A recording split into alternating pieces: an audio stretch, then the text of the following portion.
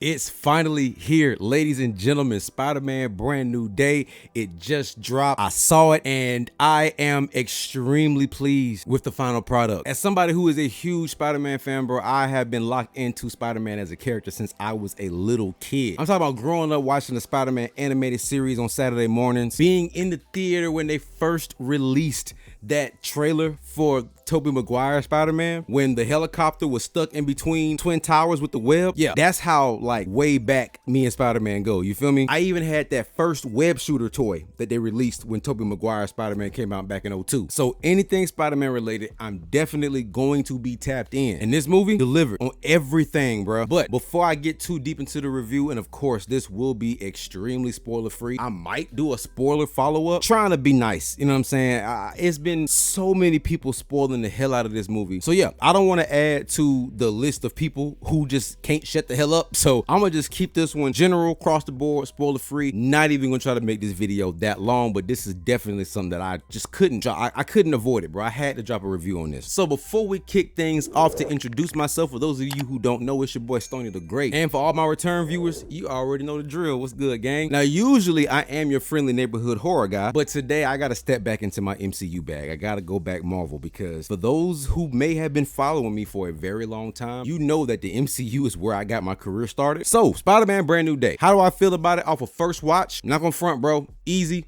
4.5 stars. One thing that I can honestly say about this movie is that this is probably the most Spider-Man movie that has ever been made. I'm not talking like origin story movies like Tobey Maguire Spider-Man from 2002, because that one was extremely Spider-Man. You know what I'm saying? Like, that was a very authentic Spider-Man movie. And you can even go as far as to say Spider-Man 2 from 2004. I'm gonna be perfectly honest. I think this one might actually be the most Spider-Man coded movie ever. And I mean that because we saw so much of Spider-Man in this movie. We didn't even get to see a whole lot of Peter. Like, he was genuinely wearing the suit for probably 85% of this movie. And honestly, I think 85 is kind of being nice about how much he was in the suit. I would even go as far as to say 90% of this movie is him being in that suit. But that's kind of the point of the movie, because it was basically, you know, Peter battling between his actual real identity and his superhero identity, and him getting so wrapped up and lost in the superhero identity that he kind of forgets who he really is. We even see moments in the movie where he could have taken his suit off or could have taken the mask off, but he felt very hesitant to do so. And according to Peter in the movie, he kept his identity such a secret to protect the people that was around him that he cared about, when in actuality, it kind of feels like he was trying to protect himself. Like, he didn't want nobody to know who he was, so he wouldn't be attacked personally. And that's the one thing that a lot of superheroes have to deal with when their identity becomes public knowledge. People stop attacking the hero and they start attacking the person. So in a way, it is to protect the people that he loves, but it was really more so to protect him and his heart, because he had already dealt with so much heartbreak. He lost Tony, he lost Aunt May, he then had to lose Ned, he lost MJ. And the sad part about losing Ned and MJ is that they're still right there. They're still alive and they still exist. Oh yeah, man, can we please give a huge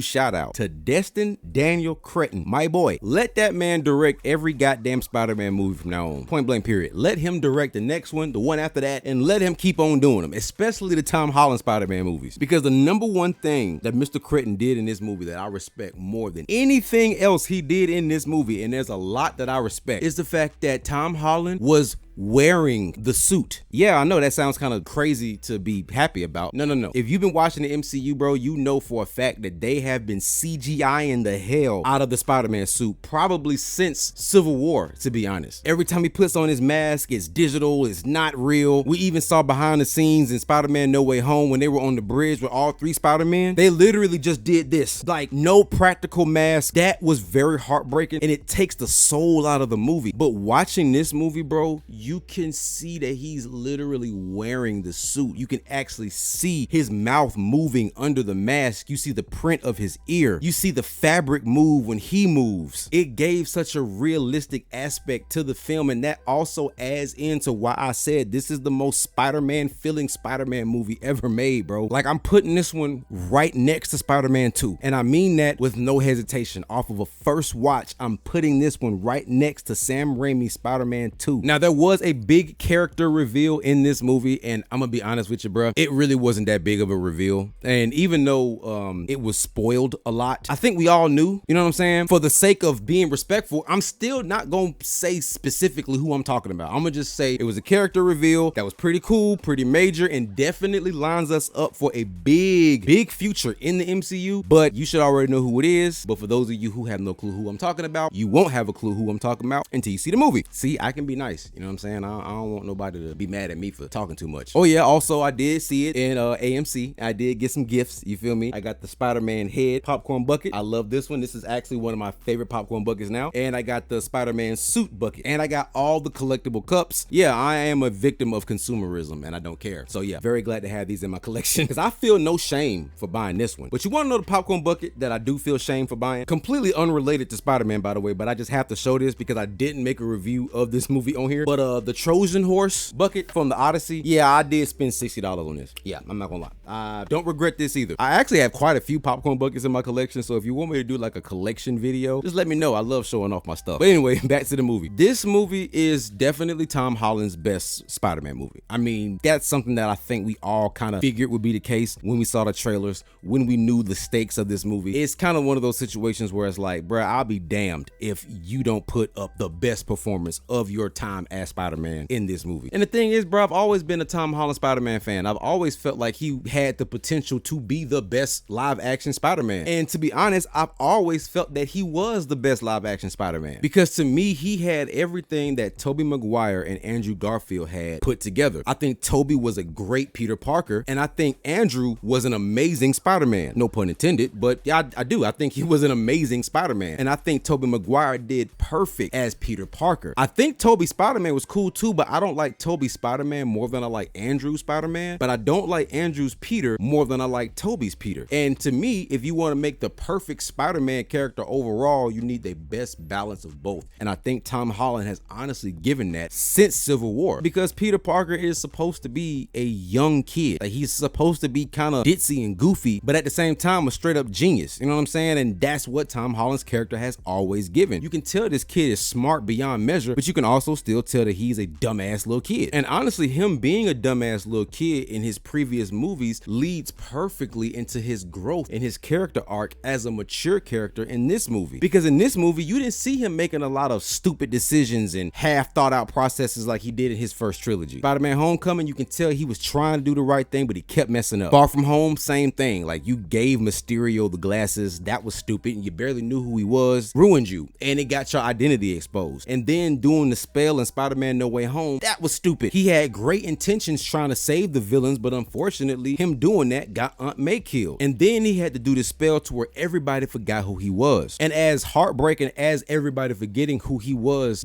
it actually gave him a clean slate. He can now start over, and he can now move on from his past mistakes without having anybody consistently reminding him of those past mistakes. So at this point, the only person beating him up for the dumb shit he did back then is him. Another thing about this movie that I have to point out, bro, I think that the Punisher being in this movie is one of the best decisions they could have done because the Punisher is such like an opposite character of Spider-Man and who Peter Parker is. But at the same time, you can tell that there's definitely something that Frank can learn from Peter, and there's definitely something that Peter can learn from Frank. And we got to see a very heartwarming moment between them two in this movie, and I'm not gonna lie, it kind of made me misty-eyed. Not gonna front, I got a little teary-eyed. In fact, this movie did make me a little teary like 3 times. Not gonna lie, bro, this one definitely pulls at the heartstrings. Another thing that this movie was great at doing, bro, they kept it on the ground. They kept it grounded. They kept it, I don't want to say realistic because there wasn't nothing realistic about this movie, but in comparison to like, you know, going to space and fighting giant purple aliens and shit, yeah, this one is a lot more realistic in that sense. It was a grounded Spider-Man story. It wasn't a world-ending catastrophe. And that's something that's kind of been annoying with a lot of MCU movies. Not everything needs to be the end of the world, bro. Like Shang-Chi, for example. That should have been a grounded story. And it was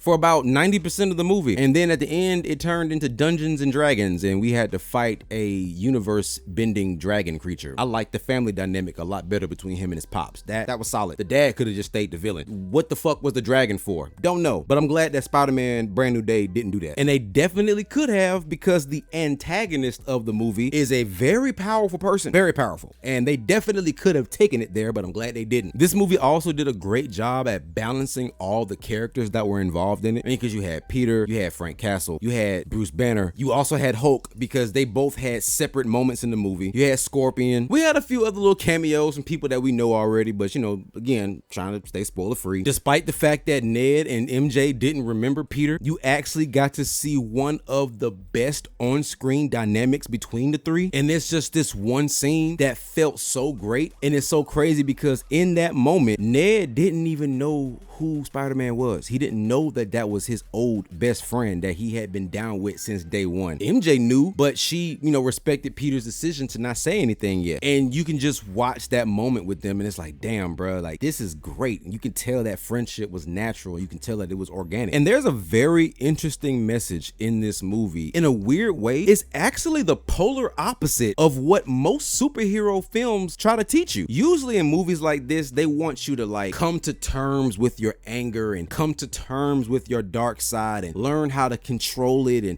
not let it control you, and to remember who you are and to maintain your base level humanity and not be overcome by the darkness. This movie in a way was teaching you to not run from the darkness, but to accept the darkness and incorporate that darkness into your everyday endeavors. And it's honestly because as human beings, nothing is black and white. Everybody has to live in that gray area in some kind of way. You can't just be all nice or all mean. You can't just be too giving, but you also can't be too damn selfish. Everything is about balance, and that's exactly what this movie was showing us. Balancing Peter and Spider-Man equally. Not pouring too much into Spider-Man that you forget how to be Peter. Also not pouring into Peter's feelings and emotions too much that it gets in the way of the hero work. Accepting these new strengths and powers that you're gaining, because when he was starting to get his real deal like arachnid powers, it was whooping his ass and he was trying to run away from it. But eventually he learned that he needed that power to get him out of this situation. So the movie basically just taught you like, hey man, everybody has a dark side, and sometimes you need that dark side to get you through tough times. Honestly, bro, I could yap a lot about this movie, bro. Like, this was a damn good movie, dog. Like, I knew it was gonna be fire, but Jesus Christ, man, I didn't know y'all was gonna cook like this. Now, for those of you who are going to see the movie, there is no mid-credit scene. That's not that big of a spoiler though, you know what I'm saying? But please stick around because there is a post-credit scene. And I'm glad that Marvel is back in their mysterious post-credit scene era, because that post-credit scene opens up the door for so many theories. There's so many different like angles that they can go with that. I kind of think I know, but at the same time I don't. But if they are going where I think they might be going, this next wave of Spider-Man movies is finna be freaking crazy, bro. And honestly, not even just the next wave of Spider-Man movies, bro. I'm talking about the next wave of MCU movies in general. And as somebody who has always been a fan of the MCU, like I remember seeing Iron Man 1 in the theater on day one. Granted, I was like 16, so my memory was like fully developed, but seeing a franchise that you started watching at 16 and now going to the theater at almost 35 with both my kids, that shit is crazy, bro. Like, I took both my kids to see Spider-Man Brand New Day while I'm the same age that my dad was when we saw the first Spider-Man movie in theaters together. Full circle moment, not gonna lie. That kind of warmed my heart, bro, for real. And that's the thing about Spider-Man. Spider-Man has transcended so many different generations, because my dad, who is almost 60 years old, loves Spider-Man and has loved Spider-Man since the 70s. Me, almost 35, I'll turn 35 in September. I've loved Spider-Man since the 90s when I was a kid, and now my kids are seeing Spider-Man. As soon as I get done recording this video, my oldest daughter wants to have a Tom Holland Spider-Man marathon that we will be starting tonight with Homecoming. I can't wait. So with that being said, I probably should wrap this up, but I need to get my thoughts out. This is definitely one of those movies that will go down in memory as one of the greatest MCU movies ever made, and I really do believe that. I think this movie has kind of shifted my top 5 a little bit, but I don't want to speak too bluntly just yet, because again, it's just the first watch, so it might be a little recency bias. I gotta go watch it again, make sure that I actually feel that way. But I can say that off of a first watch, it might be up there, bro. If it didn't change my top 5, then I can guarantee that it definitely changed my top 10. Bro, the only thing this movie was missing, in my opinion, was a Stan Lee cameo, bro. I'm not gonna lie, I miss Unc, bro. R.I.P. Granddad, man. I miss those Stan Lee cameos, bro. It hurts my heart to know that he is no longer with us and that this universe is still expanding and he's just not here to see it. That shit sucks. Oh yeah, and for those of you who have seen it, did they show the Doomsday trailer in your theater? Because they did mine, and I almost lost it, bro. I cannot wait for Doomsday. I was at San Diego Comic-Con when they made all those announcements, and yeah, I can't wait, bro. And it's so crazy because I had actually kind of like checked out of the MCU for a while. I'm not gonna lie to you. They kind of lost me for a little bit, bro. I'm not gonna front, man. After phase 4, phase 5 was around, you know, I was still going to see the movies in theaters and stuff like that, but all the like shows and stuff, I just didn't really care for them. But I can see that things are starting to turn around, so I'm really gonna have to get back in my Marvel bag, bro, because I miss those days of just binging Marvel movies all the time and talking about them and breaking them down and reviewing them. So this movie definitely put a battery back in my back for real. I definitely got to get back in my MCU bag. But overall, enough yapping from me, man. Spider-Man Brand New Day is definitely certified. I'm giving it 4.5 stars. I might give it 5 after a second rewatch. I need this movie to be replayed in my brain. I just need it, bro. It was great. It really was, man. If you've seen the movie, I'm pretty sure you can agree. If you haven't seen it yet, trust and believe you are in for a treat. If you want my Spider-Man movie ranking video, I got you, because I definitely can do that too. But all right, y'all, that's the end of the review, man. I got a lot more to say, but I may be entering spoiler territory, so I gotta just shut up now before it get too far. Yeah, with that being said, y'all already know who it is. It's your boy Stoney the Great, your friendly neighborhood horror guy, aka the pop culture guru. Hit the like button, subscribe button, hit the notification bell so you can be notified every single time I drop. Thank you for your support and stay tuned for the next video. Y'all be easy.